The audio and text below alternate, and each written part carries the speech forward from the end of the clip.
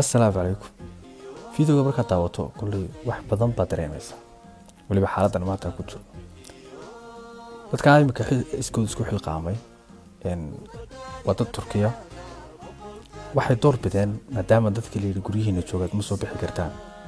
Dadka guryaha jooga leeyna boqolkiiba boqol waxba wada haysan.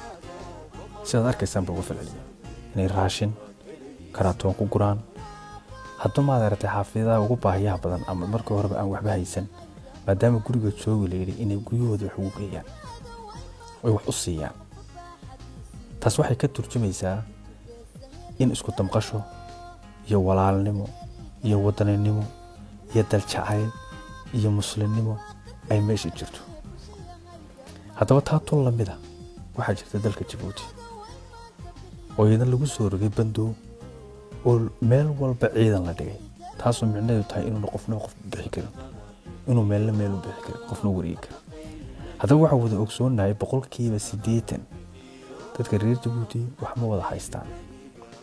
dadka guryihiina jooga leeyri intooda badan wuxuu wax meel ka soo galay hooyo meel baagiye la fadhiisata aba meel caday ku iibiya mid kaariyoon ii qaada mid sawir cagada iibiya mid daasada iibiya mid waxaas dadka maadaama leeyri guryihiina jooga dawladdu wax hal ah ama wax ay guryaha ku joogaan uma aysan sameyn.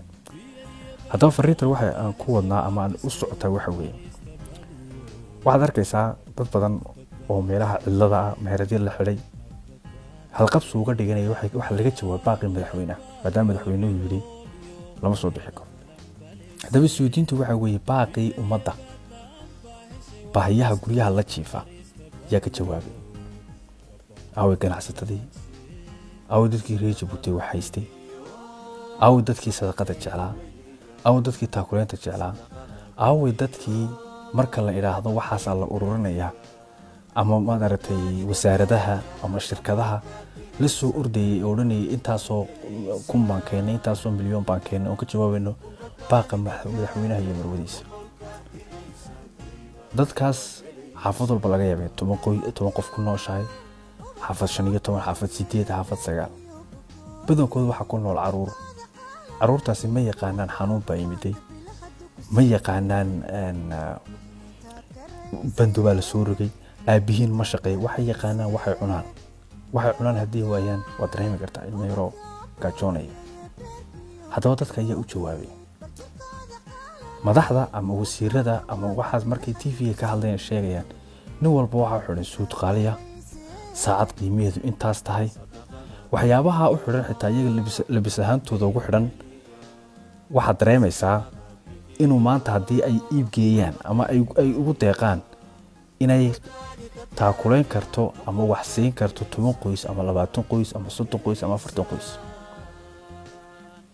haddaba waxa la isleeyahay suudiinina waxa weeye ganacsatadii dalka waxaysatadii dalka ciddii maanta ma aragtay ummad wax u gargaari lahayd waxay mar labaad sugayaan baaqa madaxweynaha iyo marwadiisa.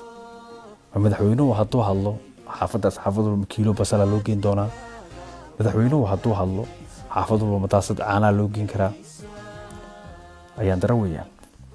marka waxa ku baaqayna fiidiyowga u sameeyay wax kala maaha in iscaawintu iyo xaalad walba lagu jiro istaakuleyntu ay turjumayso dadku inta isku jiraan damqashadu intay jirto walaalnimadu intay jirto muslimnimadu intay jirto jaarnimadu intay jirto iyo wadaninimadu intay jirto. haddaba waxaan leenahay fadlan madaxweyne waxaad ku baaqday guryihiina hal joogo anaguna waxaan ku leenahay mar labaad ku baaq in ummadda aan masaakiinta waxba haysan in la taakuleeyo.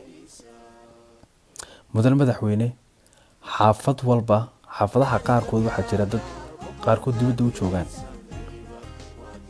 oo markii horeba ma adartay halka laga biilay maadaama xawaalada shaqeynay maadaama ay meherada shaqeynay maadaama ay meel loo baxaysan jirin dadkii u soo diri lahaana ay ka xayiran tahay. madaxweyne dadkaasi adaa madaxweynaha fadlan waxaan kaga baahannahay maadaama dadku ay shirkadaha ama ganacsatadu ay mar walba sugaan baaqaaga boqolkiiba 80 ka aan waxba haysan fadlan waxaan ka codsanaynaa inaad baaqaaga u tirto kolay kiilo basal ku helaan waduna akhrisan weeye.